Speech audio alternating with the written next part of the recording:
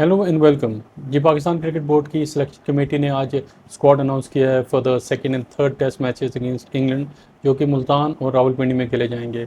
और जो बड़ी खबर है वो ये है कि जी बाबर आजम इस स्क्वाड का हिस्सा नहीं है।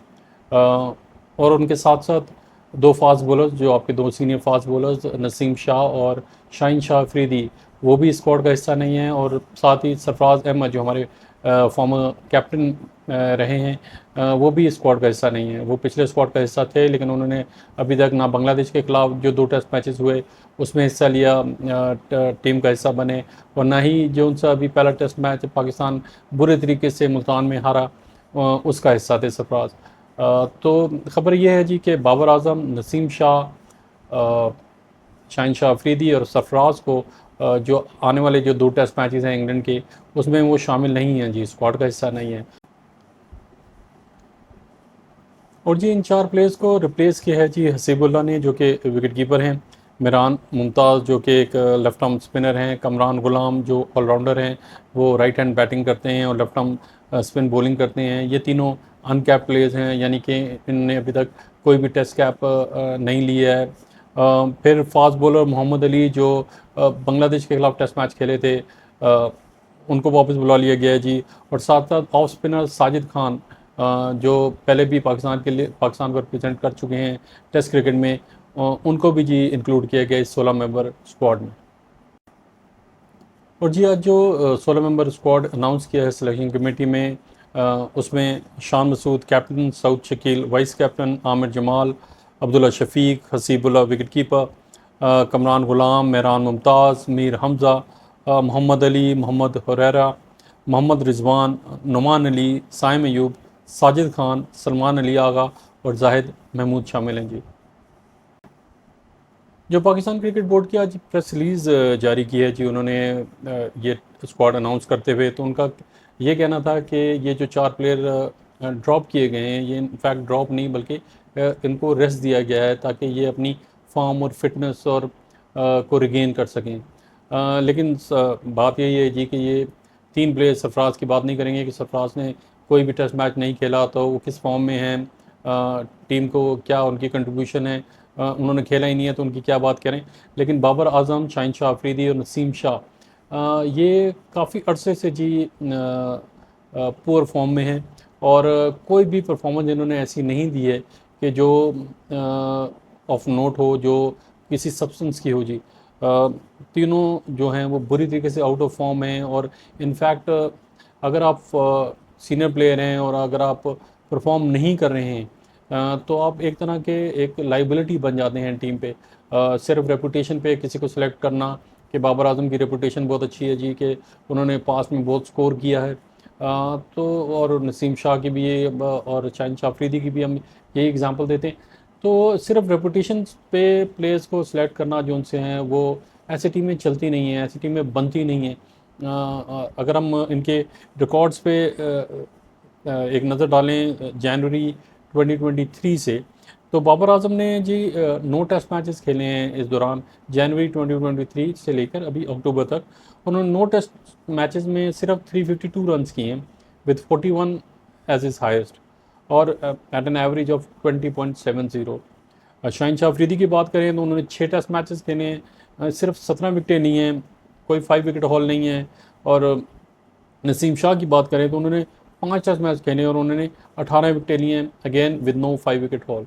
तो ये जो परफॉर्मेंसेज हैं, मेरी तो समझ से बाहर है कि सिलेक्शन कमेटी जो भी थी, इनको कैसे सिलेक्ट कर रहे थे ऑन रेपुटेशन। और बाबर आजम पोरली परफॉर्मेंस पे, नसीम शाह पुअर परफॉर्मेंस पे, शाहीन शाह अफरीदी पुअर परफॉर्मेंस पे, और सिलेक्शन कमेटी उनको बार बार चांसेस दिए जा रहे हैं। चलें, समझ आती है कि आप चाह रहे होंगे कि शायद ये प्लेयर किसी भी मैच में फॉर्म में आ जाएं और पाकिस्तान को हेल्प करें मैच जीतने में, लेकिन जब आप ये देखते हैं कि ये परफॉर्म नहीं कर रहे, फिर इनको सेलेक्ट करना जो उनसे हैं वो एक स्ट्रेंज डिसीजन है।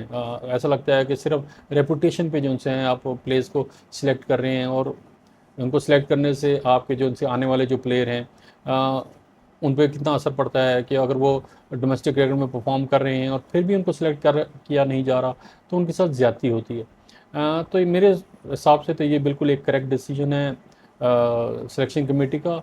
और जो स्क्वाड उन्होंने अनाउंस किया है इसमें, खैर मेरे हिसाब से तो 2-3 और प्लेयर्स थे जिनकी जगह इस स्क्वाड में नहीं थी, लेकिन ऑब्वियसली कि आप 15-16 बंदों के जो स्क्वाड होता है उसके अंदर इतनी चेंजेस भी नहीं कर सकते कि मतलब अगले टेस्ट मैच की आपको कम्बिनेशन ही ना बन सके। लेकिन ये जो डिसीजन सिलेक्शन कमेटी ने लिया है वो बिल्कुल करेक्ट डिसीजन है। लेकिन मैं सिर्फ ये बात कहूँगा कि if you are dropping a player, बेशक जो मर्जी उसका स्टेचर हो, कोई भी प्लेयर टीम से बड़ा नहीं हो सकता, कोई भी प्लेयर नेशनल टीम से तो बिल्कुल भी बड़ा नहीं हो सकता। If you are dropping them, let them know कि क्या आप उनको ड्रॉप कर रहे हैं। आप ये मत कहें कि हम उनको रेस्ट दे रहे हैं, तो ताकि उनकी भी ईगो पे थोड़ा सा मतलब वो बात असर करे और वो वापस टीम में आने के लिए ईगर हों और वापस अपने आप को प्रूफ करने के लिए उनके अंदर कोई जज्बा आए। डोंट से कि भाई उनको हम रेस्ट करवा रहे हैं। रेस्ट किस चीज़ का है जी? मतलब अब ये सारों को पता है कि ये रेस्ट जोन से है, ये वो जो कहते हैं इन्वर्टेड कॉमर्स में रेस्ट होता है। सीधी सीधी बात है जी कि इनको ड्रॉप किया गया है। मतलब जितने मर्जी बड़े प्लेयर हों, आप उनको कह सकते हैं कि भाई यू आर बिंग ड्रॉप्ड, आप परफॉर्म नहीं कर रहे टीम के लिए, आप टीम को कोई फ़ायदा नहीं दे रहे, आप टीम से आपको कोई कोई भी फ़ायदा नहीं हो रहा, बल्कि इनफैक्ट उल्टा नुकसान हो रहा है। आपने अगर परफॉर्म नहीं कर रहे तो आप किसी एक डिजर्विंग प्लेयर की जगह मार रहे हैं, इसलिए हम आपको ड्रॉप कर रहे हैं। अगर आपने वापस टीम में आना है तो go back to domestic cricket, first class cricket, वहाँ जाके खेलें और अपने आप को प्रूव करें, अपनी फॉर्म रिगेन करें। और ठीक है जी, आप बड़े प्लेयर हैं, आप you will be more than welcome back अगर आप वहाँ से अपनी फॉर्म रिगेन करके आते हैं। तो अब ये देखना होगा कि ये जो तीनों प्लेयर्स हैं, शाहीन शाह अफरीदी, नसीम शाह, बाबर आजम, ये काफ़ी अरसे से फर्स्ट क्लास क्रिकेट भी नहीं खेले हैं। और बाबर आजम तो आई थिंक 2019 से 2020 से फर्स्ट क्लास सीज़न में उन्होंने अपीयरेंस नहीं हुई है उनकी। हमारे ज़्यादातर प्लेयर्स का जो फोकस रहता है वो है ये वाइट बॉल क्रिकेट, ख़ासतौर पे T20 लीग्स। मतलब आप जाएँ बाहर 20-20 ओवर्स के मैचेस खेलें और पैसे कमाएं और बस इनफैक्ट। लेकिन टेस्ट क्रिकेट जो उनसे रियल क्रिकेट होती है उसके लिए क्या ये मेहनत कर रहे हैं? आई डोंट नो जी। लगता तो नहीं है कि कोई मेहनत कर रहे हैं। अगर मेहनत कर रहे होते तो कुछ नज़र भी आ रहा होता। लेकिन अब ये वही बात है कि जी अब सिलेक्शन कमेटी को चाहिए कि इनके साथ बिल्कुल हर एक प्लेयर के साथ, और ये जो उन्होंने सिलेक्शन कमेटी ने ये डिसीजन लिया है इनको ड्रॉप करने का, तो ये बहुत अच्छा मैसेज भी जाएगा बाकी प्लेयर्स को भी। दे वुड नो कि जी अगर वो परफॉर्म नहीं करेंगे तो दे विल बी आउट। जो भी डिजर्विंग नेक्स्ट प्लेयर होगा उसको चांस मिलेगा। तो अब ये देखना है कि ये जो तीनों प्लेयर्स हैं, बाबर आजम, नसीम शाह, शाहीन शाह अफरीदी, ये इस जो ये डिसीजन है इस पर रिएक्ट कैसा करते हैं, इसको पॉजिटिवली लेते हैं और फर्स्ट क्लास क्रिकेट में जाके अपने जो फर्स्ट क्लास क्रिकेट अभी कुछ दिनों में स्टार्ट होने वाला है हमारा सीज़न, उसमें जाके अपनी अपनी टीम्स को रिप्रेजेंट करते हैं, अपनी फॉर्म रिगेन करते हैं और पाकिस्तान की टीम में वापस आने की कोशिश करते हैं। अब ये देखना होगा कि ये इस डिसीजन पे इनका रिएक्शन क्या होता है और इस डिसीजन को ये कैसे ले रहे हैं। ये बहुत से लोग जो बाबर आजम को बहुत पसंद करते हैं और बाबर आजम के बहुत बड़े फैंस हैं, उनका कहना यह है कि विराट कोहली जो इंडिया के मेन बैट्समैन हैं, जो इंडिया के बैटिंग स्टार हैं, वो भी तो काफ़ी अर्से आउट ऑफ फॉर्म रहे, लेकिन इंडिया ने उनको ड्रॉप नहीं किया। इंडिया ने उनको मैचेस खिलाते रहे और अब वो दोबारा फॉर्म में आ गए हैं। और इसी तरीके से बाबर आजम को भी उनको चाहिए कि क्रिकेट बोर्ड को चाहिए कि उसको चांस पे चांस देते रहें ताकि वो अपनी फॉर्म रिगेन कर सके। लेकिन ये कंपैरिजन मेरे हिसाब से बनता नहीं है, क्योंकि Virat Kohli, even though Virat Kohli out of form थे, लेकिन उनकी टीम मैचेस हार नहीं रही थी। उनकी टीम कंसिस्टेंटली परफॉर्म कर रही थी। उनकी हालत इतनी बुरी नहीं थी कि रैंकिंग में, टेस्ट रैंकिंग में आखिरी नंबर पे आप चले जाएं। तो वो परफॉर्म कर रही थी, विराट कोहली को वो साथ लेके चलते रहे और उन्होंने अपनी फॉर्म रिगेन की। लेकिन बाबर आजम का जो केस है वो थोड़ा मुख्तलिफ है। पाकिस्तान की टीम परफॉर्म ही नहीं कर रही है। बांग्लादेश से 2 टेस्ट मैचेस आप हार गए, बाबर आजम ने कुछ नहीं किया। अभी जो पहला टेस्ट मैच अभी इंग्लैंड के खिलाफ मुल्तान में हुआ, जो हमने 550 प्लस रन करके वो टेस्ट मैच हारा। उसमें बाबर आजम ने पहली इनिंग में 30 रन किए, दूसरी इनिंग में आई डोंट थिंक कि उसने 10 भी क्रॉस किया, इनफैक्ट 5 रन किए। तो कैसे हो सकता है कि आप मतलब कितना अर्सा बर्दाश्त कर सकते हैं सेलेक्टर्स कि एक प्लेयर को कितना चांस देने का उनके पास कितना हौसला है कि भाई एक प्लेयर को आप सिर्फ चांस पे चांस दे दें जस्ट इन द होप कि वो अपनी फॉर्म रिगेन करेगा। और ऐसा होता नहीं है। मतलब अगर आप टीम हार रही है, अगर टीम हार नहीं रही होती, बाकी टीम जो उनसे बाकी ग्रुप जो उनसे है वो परफॉर्म कर रहा होता और पाकिस्तान के जो रिजल्ट्स होते वो इतने डिज़ास्टर्स नहीं होते, तो शायद बाबर आजम से कंटिन्यू करते सिलेक्टर्स। लेकिन सिलेक्टर्स के पे भी ऑब्वियसली क्रिकेट बोर्ड पे भी बहुत प्रेशर था, क्योंकि पाकिस्तान की जो टीम है वो बहुत बुरी तरीके से मैचेस हार रही है। अब बांग्लादेश जैसी टीम से हम 2 टेस्ट मैचेस हार गए। इंग्लैंड के खिलाफ जो हमने परफॉर्मेंस दी है सेकेंड इनिंग्स में, वो इतनी बुरी थी जी कि उसके बारे में क्या कह सकते हैं कि आप अपने ही घर में अपने ही विकेट्स के ऊपर आपको अपनी ही विकेट्स पे खेलना नहीं आ रहा, आपको यही नहीं पता कि उस सिचुएशन की डिमांड क्या है, आपको यही नहीं पता कि आप उस सिचुएशन को कैसे खेलना है। तो मेरे हिसाब से तो जी जैसे मैंने पहले कहा कि ये स्क्वाड में और भी 2-3 लोग हैं जो इस स्क्वाड का हिस्सा नहीं होने चाहिए थे अगले 2-3 टेस्ट मैचेस के लिए। लेकिन ऑब्वियसली सिलेक्टर्स ऐसा डिज़ास्टर्स और इतना बड़ा डिसीजन भी नहीं ले सकते हैं कि आप 16 मेंबर टीम के अंदर 16 मेंबर स्क्वाड के अंदर आप 10 चेंजेस कर दें। तो ये जो 3 चेंजेस हैं ये बनती थी। और अगर हम सरफराज अहमद की बात करें जो हमारे फॉर्मर कैप्टन हैं, जो जिन्होंने हमें चैम्पियंस ट्रॉफी जितवाई, तो अगर उनको चांस नहीं मिल रहा था तो टेस्ट मैचेस में, क्योंकि रिजवान जो उनसे हैं वो टीम नंबर 1 जो पाकिस्तान के जो नंबर 1 कीपर हैं वो रिजवान हैं इस टेस्ट स्क्वाड में, तो सरफराज को साथ रखना इस स्क्वाड में आई डोंट थिंक कि उनका चांस बनना था। तो अब लग भी नहीं रहा जी कि सरफराज आगे कोई टेस्ट मैच खेलेंगे अनलेस एंड अनटिल जी के खुदा न खास्ता मोहम्मद रिजवान इंजर्ड हो जाते हैं या फिर शायद उनका चांस बन जाए। लेकिन वो भी मुश्किल लगता है क्योंकि अब उन्होंने एक यंग विकेट कीपर को सिलेक्टर्स ने स्क्वाड में शामिल किया है, हसीब उल्लाह को। और ये अच्छी बात है कि वो रिजवान के साथ टाइम गुजारेंगे, नेशनल स्क्वाड के साथ टाइम गुजारेंगे, तो उनको सीखने का भी मौका मिलेगा, उसको उनको टीम कल्चर का भी पता चलेगा, क्या रिक्वायरमेंट्स होती हैं। गिलेस्पी से बात करेंगे, उनको दूसरे कोचेज़ के अंडर वो कोचिंग लेंगे, तो उनको फ़ायदा होगा जी। जूनियर कोच जब भी टाइम आएगा स्टेप अप करने का, रिजवान की जगह लेने का, तो हिल बी रेडी। ये हसीबुल्लाह जो अपने अर्ली 20s में हैं, उन्होंने अभी तक 21 फर्स्ट क्लास मैचेस खेले हैं जी, और काफ़ी अच्छे विकेट कीपर हैं, काफ़ी सेफ हैंड्स हैं। और जैसे मैंने कहा कि अभी तो शायद उनको इतनी जल्दी तो टेस्ट टीम में टीम का हिस्सा बनने के लिए थोड़ा टाइम लगेगा, इतनी जल्दी शायद ना बन सकें, लेकिन प्रॉस्पेक्ट अच्छे हैं जी। मेहरान मुमताज़ की बात करें तो जी उन्होंने भी 19 टेस्ट मैचेस के फर्स्ट क्लास मैचेस खेले हैं, और उन्होंने इन 19 फर्स्ट क्लास मैचेस में 54 विकेट्स लिए हैं जी with is left arm spin. और कमरान गुलाम जिनका मुझे लगता है कि बहुत चांस है कि ये शायद ये वाला जो टेस्ट मैच मुल्तान में होने जा रहा है जी उसका हिस्सा हो सकते हैं वो जी प्लेइंग 11 का, क्योंकि उनका जो रोल है वो ऑलराउंडर का है, वो राइट हैंड बैटिंग करते हैं और लेफ्ट हैंड बॉलिंग करते हैं, तो डबल यूटिलिटी है उनकी। और उन्होंने 59 फर्स्ट क्लास मैचेस खेले हैं जी, और उन्होंने 4,377 रन किए हुए हैं at an very impressive average of 49.17। और बॉलिंग में उन्होंने 28 विकेट्स हैं जी उनकी अब 59 फर्स्ट क्लास मैचेस में।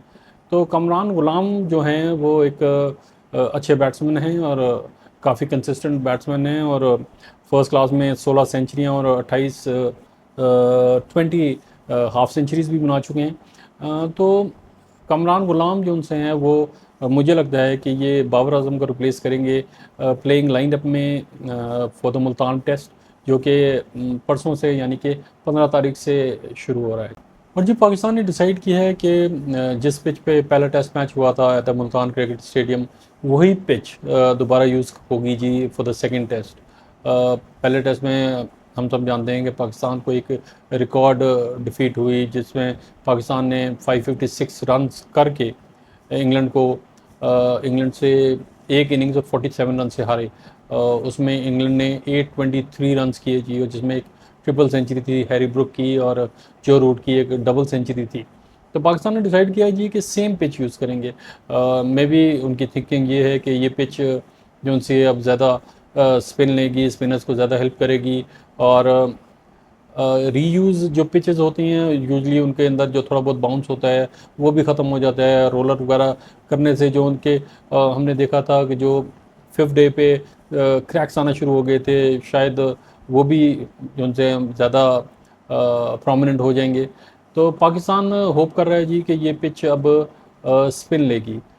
इसी वजह से उन्होंने डिसीजन लिया है कि सेम ट्रैक पे पाकिस्तान सेकंड टेस्ट मैच खेलेगा। और अगर ये सोच है पाकिस्तान की तो मेरा नहीं ख्याल कि पाकिस्तान इस टेस्ट मैच में 3 फास्ट बॉलर्स के साथ जाएगा। I think 2 fast bowlers plus 2 spinners.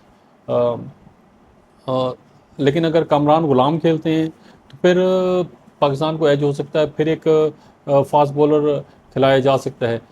लेकिन मेरे हिसाब से पाकिस्तान को अगर तो पाकिस्तान ये डिसाइड कर लिया है कि जी स्पिन इज़ आवर स्ट्रेंथ। पहले तो पाकिस्तान को शायद ये समझ नहीं आ रही है कि उनकी स्ट्रेंथ क्या है, स्पिन बॉलिंग स्ट्रेंथ है, फास्ट बॉलिंग स्ट्रेंथ है। लेकिन अब लग रहा है कि अगर वही वाली पिच यूज़ कर रहे हैं तो पाकिस्तान ये शायद ये डिसीजन ले रहा है कि स्पिन बॉलिंग जो उनसे है वो उनकी स्ट्रेंथ होगी। तो may be Pakistan 2 fast bowlers और 2 स्पिनर्स के साथ जाए। और अगर 2 स्पिनर्स खेलते हैं तो मुझे लगता है कि साजिद खान और जाहिद महमूद जो लेग स्पिनर हैं वो ज्वाइन करेंगे बॉलिंग अटैक में आमिर जमाल और मीर हमज़ा को। और बाकी जो बैटिंग लाइनअप है बाकी तो आई थिंक सेम रहेगी। और बाबर आजम ऑब्वियसली जो पहले टेस्ट मैच का हिस्सा थे वो तो स्क्वाड का हिस्सा नहीं है, तो उन्होंने तो रिप्लेस होना ही होना है। तो आई थिंक कि कमरान गुलाम को चांस मिलेगा जी मिडिल ऑर्डर में, क्योंकि उनके जैसे मैंने कहा कि डबल यूटिलिटी है, वो एक अच्छे बैट्समैन भी हैं और लेफ़्ट आर्म स्पिन बॉलिंग भी करते हैं। तो लेफ़्ट आर्म स्पिन बॉलिंग का भी पाकिस्तान के पास ऑप्शन आ जाएगा। साजिद खान खेलते हैं तो वो ऑफ स्पिनर हैं, और जाहिद महमूद एक लेग स्पिनर हैं। इस तरह मीर हमज़ा आई थिंक के उनके साथ ज्यादती हुई थी लास्ट टेस्ट मैच में भी। उन्होंने बांग्लादेश के खिलाफ बहुत अच्छी बॉलिंग की थी, हालांकि उनको बहुत ज़्यादा विकेटें नहीं मिली थी लेकिन उन्होंने बॉलिंग बहुत अच्छी की थी। और उनके साथ ज्यादती करके उन्होंने पाकिस्तान के जो सिलेक्टर्स हैं, जो टीम सेलेक्ट जिन्होंने भी की, जो स्क्वाड सेलेक्ट किया फॉर द फर्स्ट टेस्ट, जो प्लेइंग 11 सेलेक्ट की, उसमें मीर हमज़ा को ड्रॉप करना उनके साथ ज्यादती थी। क्योंकि एक बॉलर इतनी अच्छी बॉलिंग कर रहा हो, इन फॉर्म लग रहा हो, और आप उसको ड्रॉप करके जो उसका फॉर्म है वो भी आप ख़राब कर रहे हैं, जो उसका जज्बा है वो भी आप ख़राब कर रहे हैं। और खिला किसको रहे हैं आप? नसीम शाह और शाहिन शाह अफरीदी को, जो कि पिछले पूरे साल में जिन्होंने कुछ किया ही नहीं। तो अगर आप प्लेयर्स के साथ ज्यादती करेंगे तो फिर जो रिजल्ट्स जिस तरह के आ रहे हैं पाकिस्तान के, ऑब्वियसली ऐसे रिजल्ट्स देखने पड़ेंगे। जी, एक और जो एक इम्प्रेसिव प्लेयर जो अपन कमिंग प्लेयर स्क्वाड का हिस्सा हैं वो हैं मोहम्मद हुरैरा। और अगर हम उनके फर्स्ट क्लास रिकॉर्ड पे एक नज़र डालें, उनके नंबर्स देखें तो काफ़ी इम्प्रेसिव नंबर्स हैं जी। उन्होंने 39 फर्स्ट क्लास मैचेस खेले हैं, 3252 रन अभी तक बना चुके हैं जी एट 53.31। बहुत इम्प्रेसिव एवरेज है जी उनकी।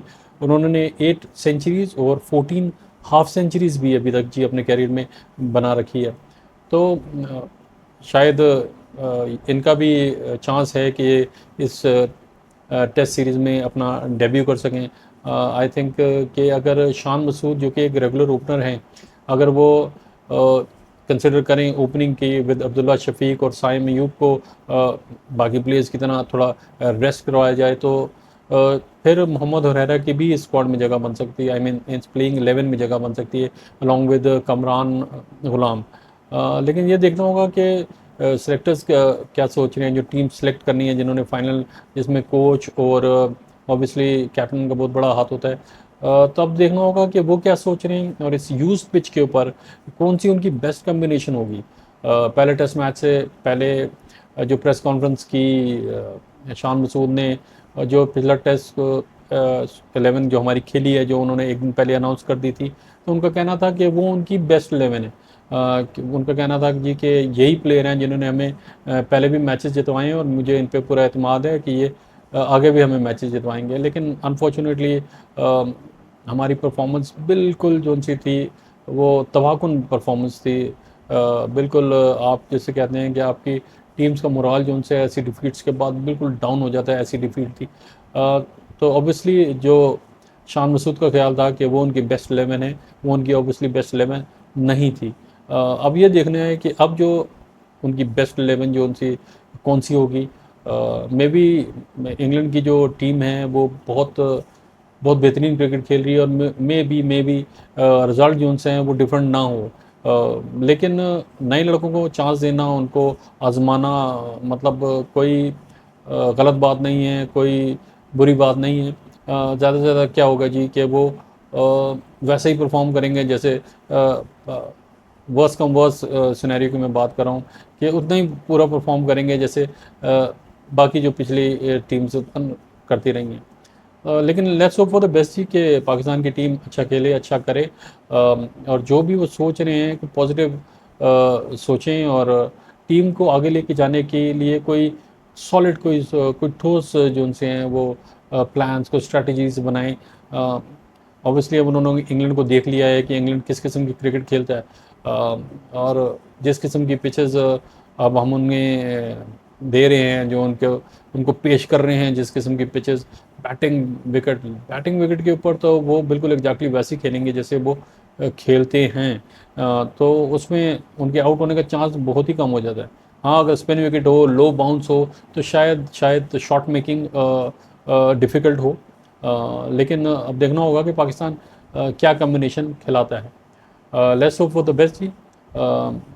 लेकिन आज की बड़ी खबर यही है जी कि बाबर आजम को, किंग बाबर आजम को इस स्क्वाड से ड्रॉप कर दिया गया है। हालांकि सेलेक्टर्स कह रहे हैं कि उनको रेस्ट कराया गया है, लेकिन fact of the matter is कि उनको ड्रॉप किया गया है। आज के लिए जी इतना ही। मिलते हैं बहुत जल्द। Thank you for watching. Take care and God bless.